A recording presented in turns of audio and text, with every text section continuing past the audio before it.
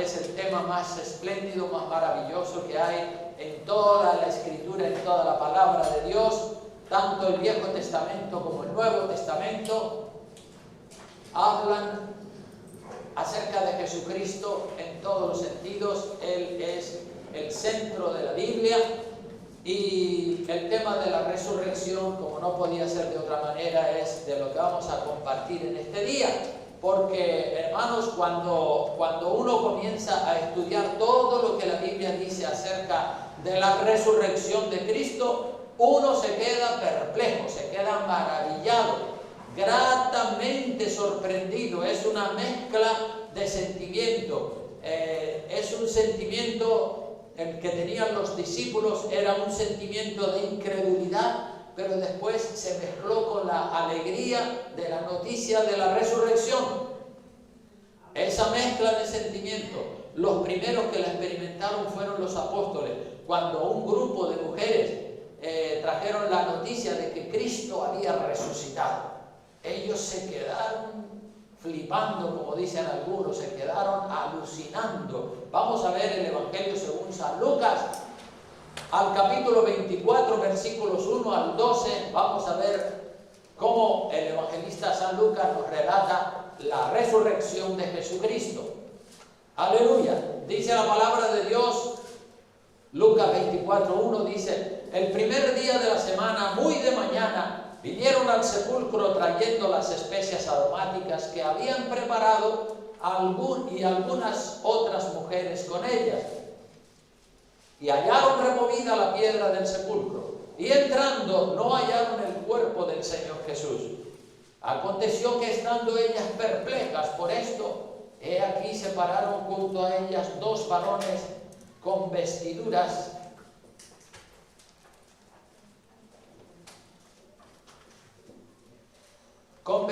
resplandecientes. Y como tuvieron temor y bajaron el rostro a tierra, les dijeron: ¿por qué buscáis entre los muertos al que vive? ¿Por qué buscáis entre los muertos? Estamos buscando en el cementerio al que vive y reina, al que ha resucitado.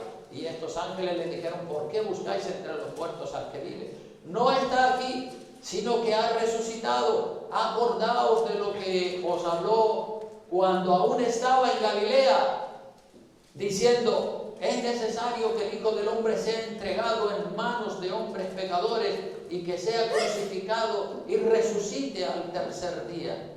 Entonces ellas se acordaron de sus palabras y volvieron del sepulcro. Dieron nuevas de todas estas cosas a los 11 y a todos los demás. Eran María Magdalena y Juana y María, madre de Jacobo, y las demás con ellas, quienes dijeron estas cosas a los apóstoles, mas a ellos les parecía locura las palabras de ellas, y no las creían. A ellos les parecía locura las palabras de ellas, de que Cristo había resucitado, y no las podían creer. Por eso digo que había una mezcla de incredulidad y de alegría con la noticia de la resurrección. Pero levantándose Pedro dice: yo tengo que ir a ver si es verdad que está vivo, que ha resucitado, o que todavía su cadáver está allí. Pero levantándose Pedro corrió al sepulcro, y cuando miró dentro, vio los lienzos solos, y se fue a casa maravillándose de lo que había sucedido. Perplejo, maravillándose, dice: ¿cómo puede ser? Resucitó, es verdad, claro que él lo había dicho, pero nosotros teníamos la mente embotada, teníamos incredulidad en nuestro corazón. Nunca los muertos resucitan, pero en el caso de Cristo es todo diferente. Es verdad, Cristo resucitó, Cristo vive, Cristo venció la muerte, Cristo vive y reina. Él dijo: yo soy la resurrección y la vida, el que cree en mí, aunque esté muerto, vivirá. Aleluya, gloria a Dios. Yo creo en Él y viviré eternamente. Tú crees en Él y vivirás eternamente también. Aleluya. Todos los que creemos en Él y le servimos, viviremos eternamente. La muerte ya no representa para nosotros un aguijón, un tormento. Uy, la muerte, el fin. No, la muerte es solamente el vehículo que nos va a llevar a la presencia misma de Dios, a los que de verdad hemos creído en Él y le servimos. Es tan alto y tan hermoso lo que los evangelios nos cuentan de la resurrección de Cristo, que nos quedamos alucinando, nos quedamos maravillados, felices, dando alabanza y dando gloria a Dios. San Lucas, autor del libro de los Hechos de los Apóstoles, nos habla de la última aparición del Cristo resucitado y del último mensaje dado por el mismo Señor Jesucristo. Si vamos al libro de los Hechos de los Apóstoles, acompáñenme allí por favor, si tiene Biblia, y si no, pues escuche el texto. Hechos de los Apóstoles, capítulo 1, versículo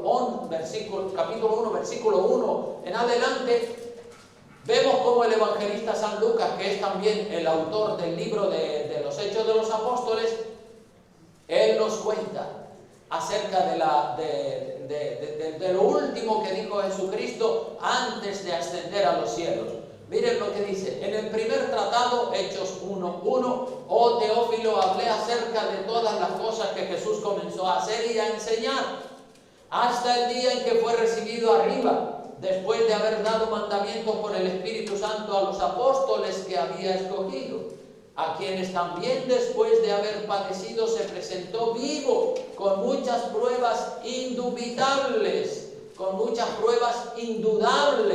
apareciéndoseles durante 40 días y hablándoles acerca del reino de Dios.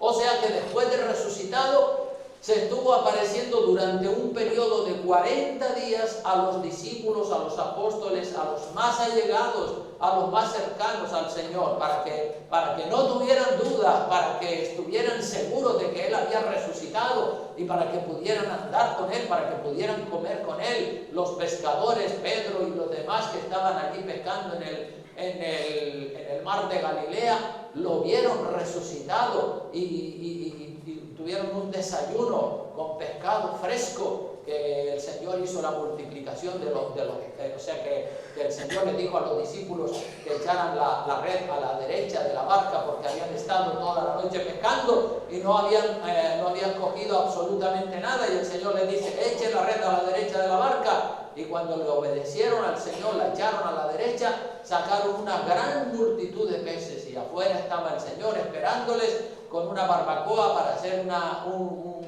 un asado de pescado fresco, y comió con ellos y ellos lo pudieron ver. Ellos estaban maravillados, no podían hablar de lo sorprendidos que estaban. Por eso dice la palabra que después de haber padecido se presentó vivo con muchas pruebas indudables, apareciéndoseles durante 40 días y hablándoles acerca del reino de Dios. Y estando juntos, dice el verso 4 de Hechos 1, estando juntos les mandó que no se fueran de Jerusalén, sino que esperasen la promesa del Padre, la cual les dijo, oísteis de mí. La promesa del Padre, el bautismo del Espíritu Santo. Los apóstoles habían sido bautizados en agua, pero ahora el Señor los quería bautizar con el Espíritu Santo. Entonces les dijo que esperasen, que fuesen a Jerusalén y que esperasen la promesa del Padre. El Señor les había prometido que los llenaría con su Espíritu Santo. No os dejaré huérfanos, enviaré el Espíritu Santo, dijo el Señor. Y ahora antes de ascender a los cielos, les dice a los discípulos, vayan a Jerusalén y esperen allí, esperen, oren, busquen la presencia del Señor. Yo voy a descender y los voy a llenar con el Espíritu Santo. Les mandó que no se fueran de Jerusalén, sino que esperasen la promesa del Padre, la cual les dijo, oísteis de mí. Verso 5 dice, porque Juan ciertamente bautizó con agua, mas vosotros seréis bautizados con el Espíritu Santo dentro de no muchos días. Y se cumplió, vosotros seréis bautizados con el Espíritu Santo. Juan había bautizado a la gente en agua, cuando la gente se arrepentía de sus pecados y confesaban que eran unos pecadores y que estaban arrepentidos. Juan los bautizaba en agua, pero el Señor Jesucristo los iba a bautizar en el Espíritu Santo. Jesucristo es el bautizador, el que bautiza en el Espíritu Santo. El que bautiza en agua es el pastor. Cuando una persona se convierte y le entrega su vida a Cristo y se arrepiente de sus pecados, hay que bautizarlo, sumergirlo en agua como un testimonio de que es una nueva criatura. Pero después del bautismo en agua viene el bautismo del Espíritu Santo, y eso es Jesucristo el que bautiza con el Espíritu Santo. Juan ciertamente ciertamente bautizó con agua, mas vosotros seréis bautizados con el Espíritu Santo dentro de no muchos días.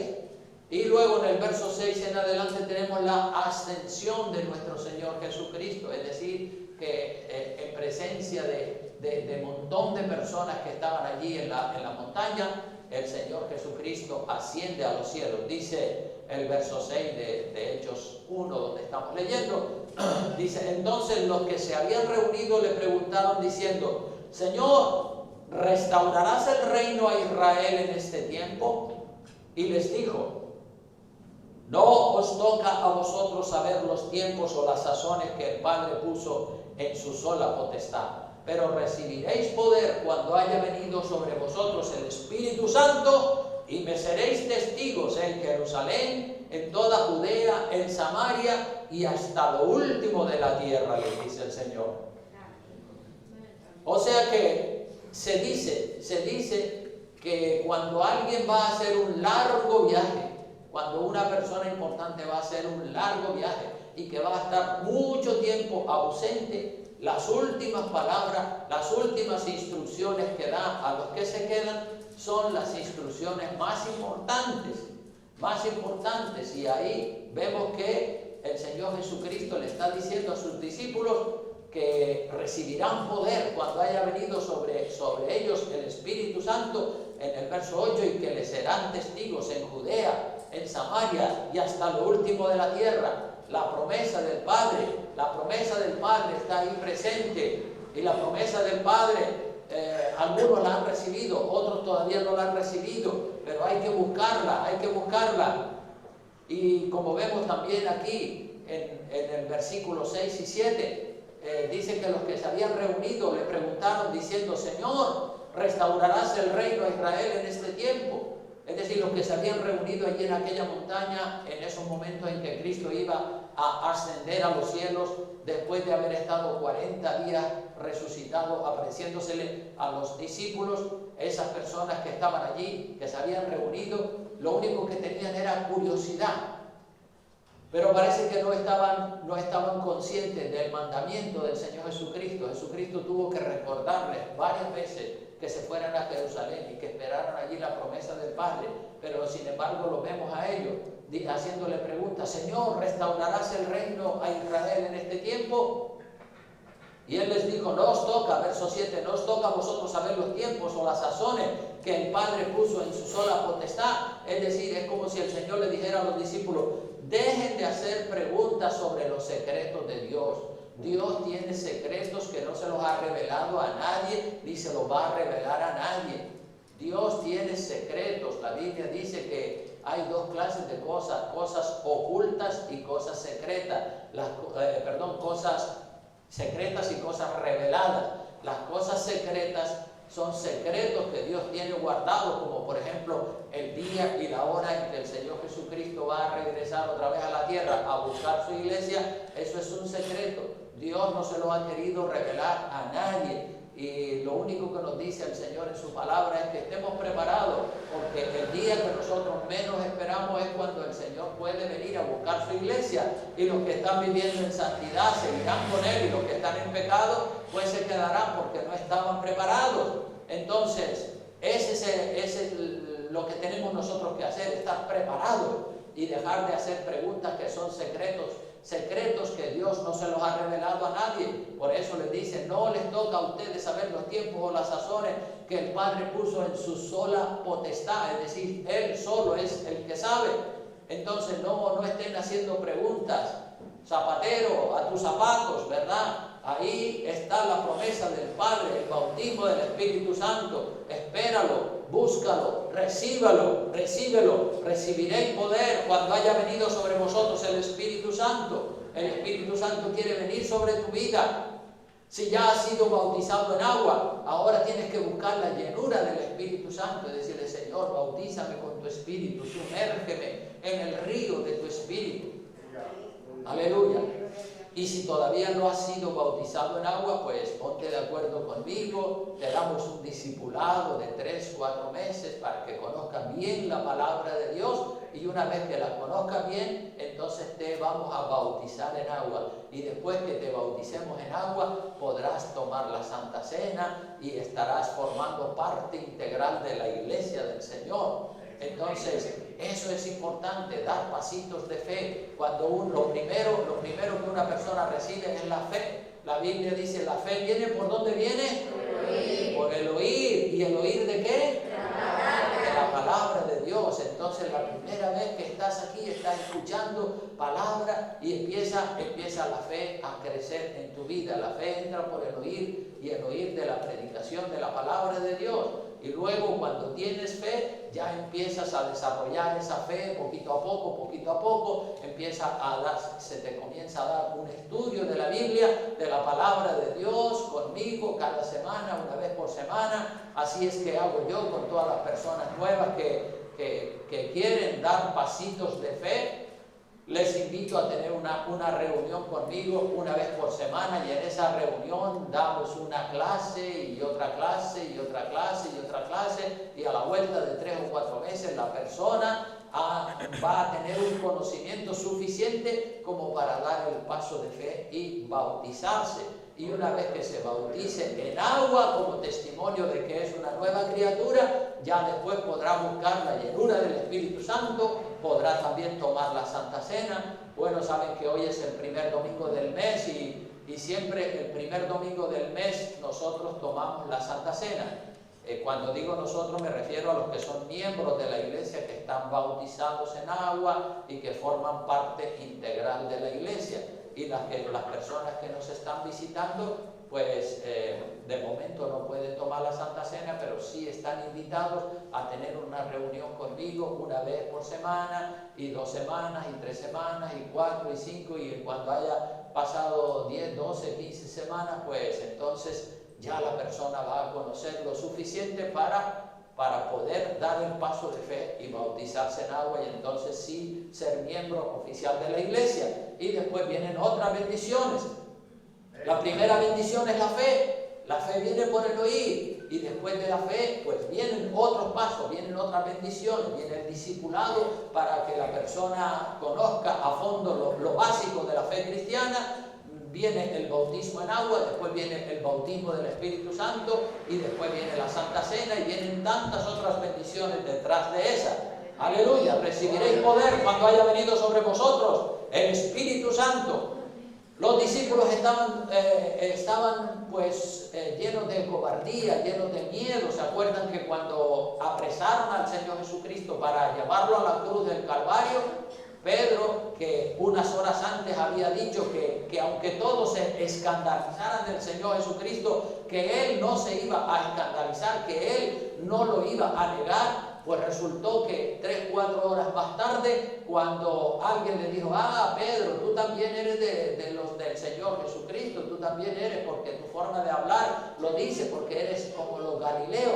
No, yo no soy, yo no lo conozco. Pedro negó 3 veces al Señor Jesucristo en aquellas horas tan importantes en las que Jesucristo necesitaba el apoyo de todos. Pedro lo negó 3 veces. Antes que el gallo cantara, le había profetizado Jesucristo: me habrás negado 3 veces que eres mi amigo. Y se cumplió la profecía del Señor Jesucristo. Pero después dice la Biblia que Pedro, cuando se dio cuenta que era un cobarde y que había pisoteado la misma palabra que él había dicho unas horas antes, que había dicho, aunque todos se escandalicen, yo no me escandalizaré, te seguiré y te serviré. Pues ahora se da cuenta que se derrumbó, Pedro se derrumbó, y dice la Biblia que salió fuera y se puso a llorar amargamente, porque ahora es consciente de que es un hombre carnal, que se creía que era muy valiente, que se creía que era muy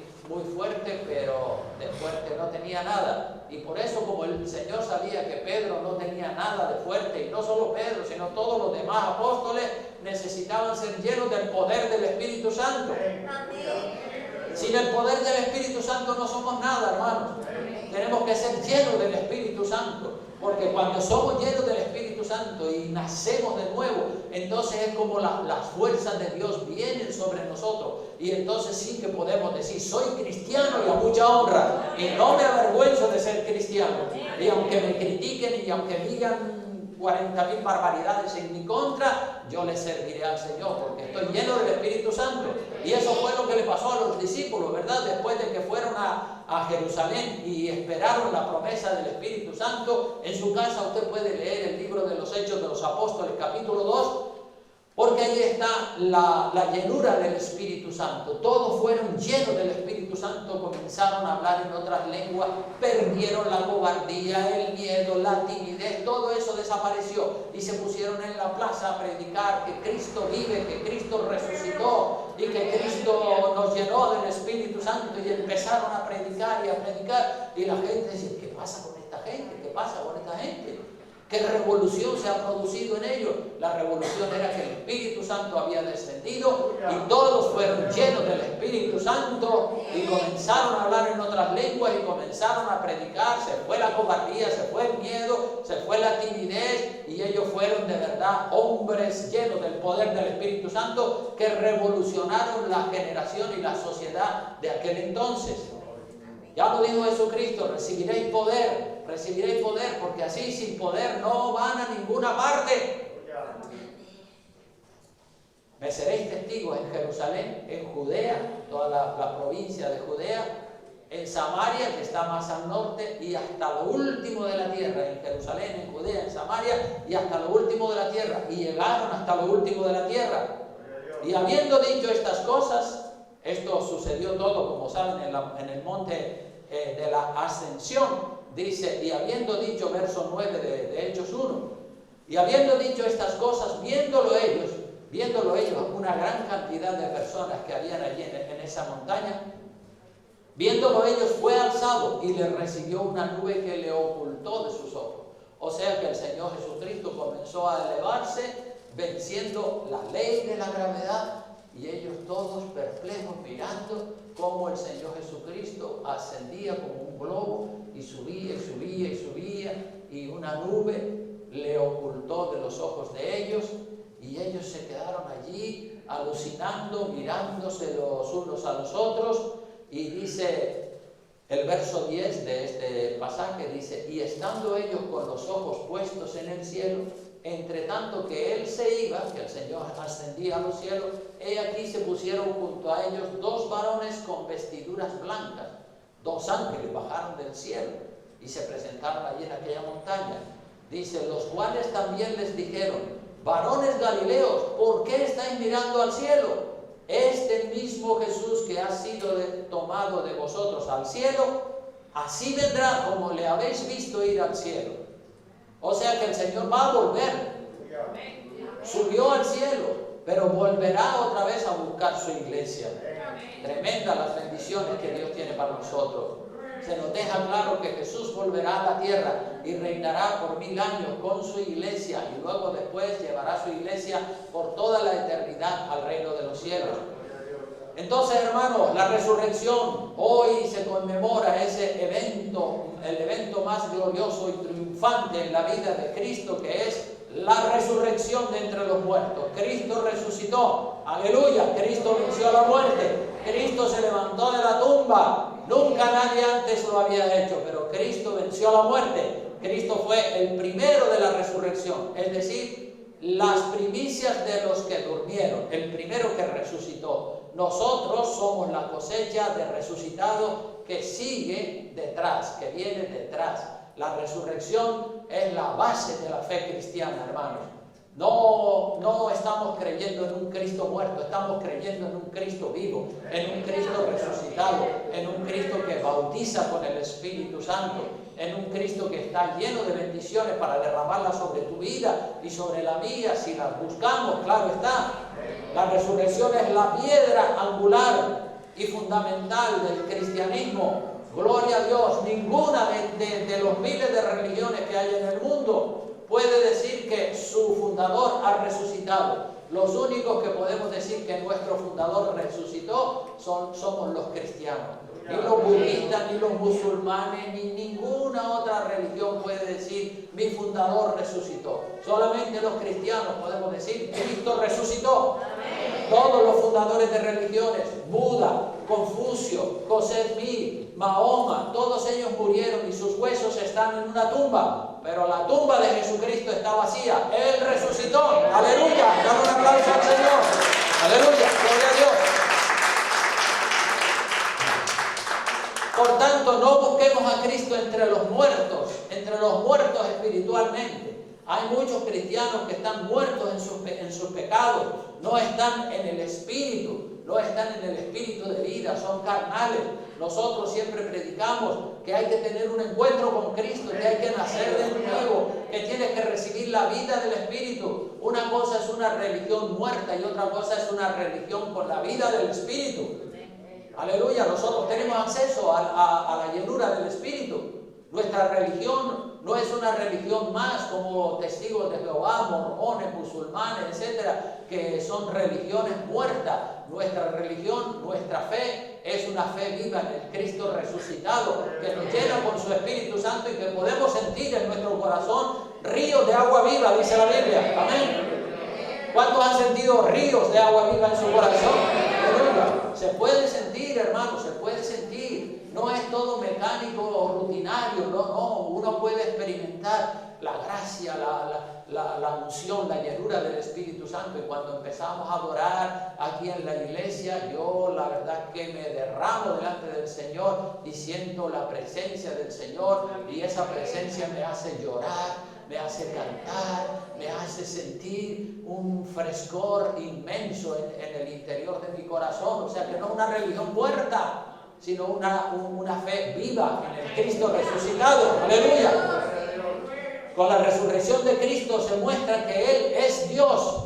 Se demuestra que sus promesas son verdaderas. Con la resurrección de Cristo se nos garantiza a todos nosotros que estamos bajo el nuevo pacto. No estamos bajo el viejo pacto de la ley de Moisés. Estamos bajo un nuevo pacto.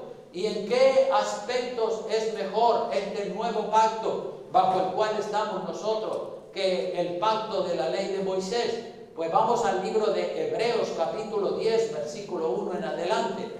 Hebreos capítulo 10, versículo 1, para que veamos lo que nos dice la Biblia acerca del nuevo pacto.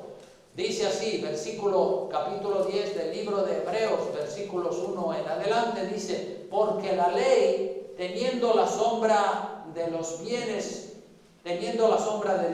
venideros, no la imagen misma de las cosas, nunca puede, por los mismos sacrificios que se ofrecen continuamente cada año, hacer perfectos a los que se acercan. De otra manera, cesaría de ofrecerse, pues los que tributan este culto, limpios una vez, no tendrían ya más conciencia de pecado, pero tienen que volver a seguir ofreciendo los ritos, los sacrificios de sangre del Viejo Testamento. Verso 3 dice: pero estos sacrificios cada año, en estos sacrificios cada año se hace memoria de los pecados. Es decir, en la ley de Moisés, cada vez que se sacrificaba un animal por los pecados de la persona, se traía a la memoria el pecado de la persona. Y el verso 4 dice: porque la sangre de los toros y de los machos cabríos no puede quitar los pecados. Ustedes saben que el pacto en la ley de Moisés era así, ¿verdad? Había que, cada vez que se cometía un pecado, había que sacrificar un animal y derramar, la persona que sacrificaba el animal ponía su mano sobre la cabeza del animal, y de manera simbólica los pecados de la persona se pasaban al animal, y el animal era muerto por el pecado de la persona. Por eso dice que la sangre de los toros y de los machos cabríos no puede quitar los pecados. Por lo cual, entrando en el mundo, dice, verso 5, sacrificio y ofrenda no quisiste, mas me preparaste cuerpo. El cuerpo de Jesucristo fue preparado para que fuera crucificado en la cruz del Calvario y derramara su sangre y perdonara los pecados de la humanidad. Verso 6 dice: holocaustos y expiaciones por el pecado no te agradaron. los sacrificios de animales. Entonces dije, verso 7, he aquí vengo, oh Dios, para hacer tu voluntad, como en el rollo del libro está escrito de mí. Diciendo primero, sacrificio y ofrenda, holocausto y expiaciones por el pecado no quisiste ni te agradaron, las cuales cosas se ofrecen según la ley de Moisés, según la ley de Moisés. O sea que aquí vemos que los sacrificios de animales no pueden quitar el pecado. La sangre de los animales solo puede cubrir el pecado y cubrirlo de manera provisional. Todos los pecados de la gente que pecaban antes de la venida de Jesucristo derramaban sangre de animales y esa sangre servía para cubrir la fealdad del pecado y para cubrirla de manera provisional, no de manera definitiva, sino provisionalmente hasta que viniera Jesucristo y derramara su sangre, porque Juan el Bautista dijo, he aquí el Cordero de Dios, refiriéndose a Jesucristo, el Cordero de Dios que quita el pecado del mundo. La sangre del Cordero de Dios, la sangre de Cristo sí que quita el pecado del mundo, pero la sangre de los animales no podía quitar el pecado, solamente podía taparlo y cubrirlo provisionalmente. Así que en el versículo 9 sigue diciendo luego, he aquí vengo, oh Dios, para hacer tu voluntad, quítalo primero para establecer esto último. Es decir, que el Señor tenía que quitar, Dios tenía que anular el primer pacto de la ley de Moisés, tenía que eliminarlo, finalizarlo para establecer el nuevo pacto. Ya lo dice el verso 9, quítalo primero para establecer esto último. En esta voluntad, dice el verso 10, somos santificados mediante la ofrenda del cuerpo de Jesucristo, hecha una vez para siempre. O sea que aquí tenemos a Cristo ofreciéndose voluntariamente a morir en la cruz y a derramar su sangre, su preciosa e inocente sangre para quitar los pecados del mundo. Por eso ya el viejo pacto es quitado y se ha establecido un nuevo pacto. Cuando dice quítalo primero para establecer esto último, está diciendo ponle fin al pacto de la ley de Moisés para establecer el nuevo pacto bajo la sangre preciosa de Jesucristo. Todo lo que tiene que ver, hermanos, con el sacerdocio levítico, las ofrendas de sangre de animales, ritos, lavacros, ceremonia, sucesión del sacerdocio, la circuncisión, la cena pascual, las fiestas de los tabernáculos, de la Pascua, todo eso ya quedó abolido, todo eso ya quedó eliminado, todo eso ya quedó terminado. Bajo el nuevo pacto tenemos un nuevo sumo sacerdote que es el Señor Jesucristo. Ya no necesitamos los sacerdotes del Viejo Testamento. Jesús es el mediador entre Dios y los hombres. Ya los sacerdotes no son mediadores, ya no hacen falta esos sacerdotes que tenía el judaísmo. Ahora tenemos un sumo sacerdote que se llama Jesucristo. Y bajo el nuevo pacto, solamente en este nuevo pacto en el que estamos ahora, solamente hay dos ceremonias establecidas por el Señor Jesucristo. En el viejo pacto había montones de ceremonias en la ley de Moisés, pero en el nuevo pacto bajo el cual estamos nosotros ahora, solamente hay dos ceremonias establecidas, que son la Santa Cena con el pan y el vino o el fruto de la vid y el bautismo en agua. El pan, hablando de la Santa Cena, que es lo que vamos a celebrar hoy, el pan representa la carne de Cristo que fue flagelada, que fue azotada, que fue traspasada por una lanza y por grandes clavos en sus manos y en sus pies. Eso es lo que representa el pan. El pan que comemos cuando celebramos la Santa Cena representa la carne de nuestro Señor Jesucristo, su cuerpo de carne y de hueso. Y el vino o el fruto de la vid representa su preciosa sangre que fue derramada por el perdón de los pecados de toda la humanidad y de todos aquellos hombres y mujeres que de verdad quieren servirle al Señor. Entonces esa es una ceremonia, la Santa Cena, con el pan y el vino. Y la otra ceremonia es el bautismo en agua. El bautismo en agua, Jesucristo dijo, el que creyere y fuere bautizado será salvo. El bautismo en agua no se refiere al bautismo en agua que te hicieron cuando eras católico, cuando tenías unos meses de edad y te bautizaron en la iglesia católica te echaron un chorrito de agua por encima. Ese bautismo no es válido, porque la Biblia dice, el que creyere. ¿Cómo le puedes decir a un niño de 2 meses, de recién nacido, que crea en el Señor Jesucristo si todavía no entiende? Por eso, para que una persona sea bautizada en agua, tiene que creer en Jesucristo y aceptarlo como su Señor y Salvador. Y cuando ha creído en Jesucristo y lo ha aceptado, entonces sí está en condiciones, de verdad, si está arrepentido de sus pecados, está en condiciones de ser bautizado. Así que el bautismo en agua, el que creyere y fuere bautizado será salvo. El que no se quiere bautizar, pues evidentemente está poniendo su salvación en riesgo. Y es por lo tanto necesario ser bautizado en agua para ser salvo y para entrar a formar parte de la familia de la fe. El bautismo en agua te da la entrada a la iglesia. Bajo el nuevo pacto tenemos también un nuevo día de reposo. Ya no es el sábado como estaba en el Viejo Testamento. Ahora tenemos el primer día de la semana como día de descanso y como día de reposo, el domingo, que es el día del Señor. Los apóstoles, hermanos, en honor a Jesucristo y en honor a nuestro nuevo sumo sacerdote que resucitó el primer día de la semana, hoy es domingo y tal día como hoy resucitó nuestro Señor Jesucristo. No resucitó un sábado, resucitó el domingo, el primer día de la semana. Y los apóstoles comenzaron a respetar, a partir de la resurrección de Jesucristo, comenzaron a respetar el domingo en lugar de guardar el sábado como se hacía en el viejo pacto.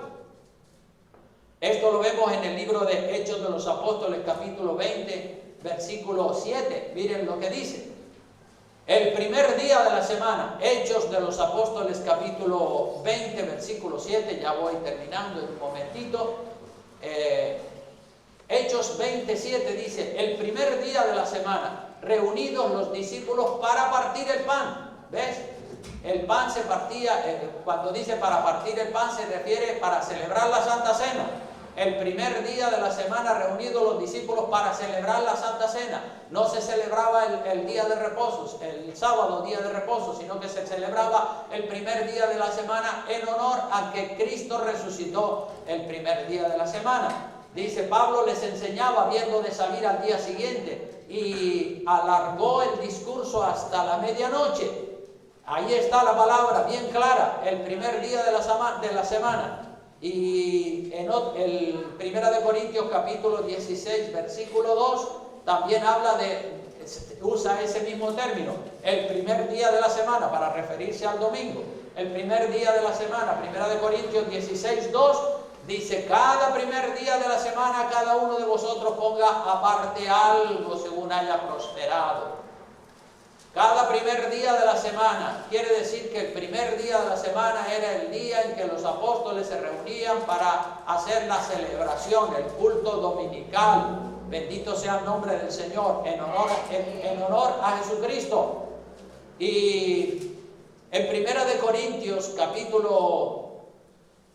capítulo 16, versículo 2, aparece también ese primer día de la semana como el día del culto al Señor. En Marcos capítulo 2, versículos 27 y 28, Marcos capítulo 2, versículos 27 y 28, vean lo que dice la palabra. Dice, también les dijo, el día de reposo fue hecho por causa del hombre, y no el hombre por causa del día de reposo. ¿Verdad? Esto era una discusión que había con los fariseos y con los doctores de la ley, porque ellos eran muy estrictos en guardar el día de reposo. Eran tan estrictos que no podían hacer absolutamente nada. Y el Señor les dice, pero bueno, si tu animal o tu burro se te cae en un pozo y el pobre animal está allí asfixiándose, porque sea día de reposo, ¿tú no lo vas a sacar de ahí? Claro que lo tienes que sacar de ahí, aunque sea el día de reposo. Y como dice ahí la palabra, el Señor les dice, el día de reposo fue hecho por causa del hombre, y no el hombre por causa del día de reposo. Es decir, ya los judíos eran esclavos del día de reposo, cuando el día de reposo no fue hecho para que fueran esclavos del día de reposo, sino que el día de reposo fue hecho para bendecir al hombre. Por tanto, el Hijo del Hombre es Señor, dice en la Biblia, el Hijo del Hombre es Señor aún del día de reposo. Y 1 Corintios 15, 20 al 26, con este pasaje ya termino, dice: mas ahora Cristo ha resucitado de los muertos, primicia de los que durmieron. Es hecho, primicia. La primicia es el primero. Porque por cuanto la muerte entró por un hombre, también por un hombre la resurrección de los muertos. Porque así como en Adán todos mueren, también en Cristo todos serán vivificados. Pero cada uno en su debido orden. Cristo las primicias, luego los que son de Cristo en su venida. Es decir, Cristo resucitó primero y luego nos toca a nosotros resucitar también. Luego el fin. Dice, luego el fin, cuando entregue el reino al Dios y Padre, cuando haya suprimido todo dominio, toda autoridad y potencia, porque preciso es que Él reine hasta que haya puesto todos sus enemigos debajo de sus pies, y el primer enemigo que será destruido es la muerte. Bueno, ya le dio un golpe mortal Jesucristo a la muerte en la cabeza. Muerte, ¿dónde está, oh muerte, tu aguijón? ¿Dónde, oh sepulcro, tu victoria? O sea que aquí tenemos a Cristo como las primicias, el primero de la resurrección. La muerte y la caída, dice la palabra, la caída del ser humano entró por un hombre, por Adán. Pero la resurrección y la vida ha entrado a través de Jesucristo, el Salvador del mundo. ¡Aleluya! Bien, hermanos, con esto termino este mensaje, esperando que ustedes puedan celebrar el día de la resurrección.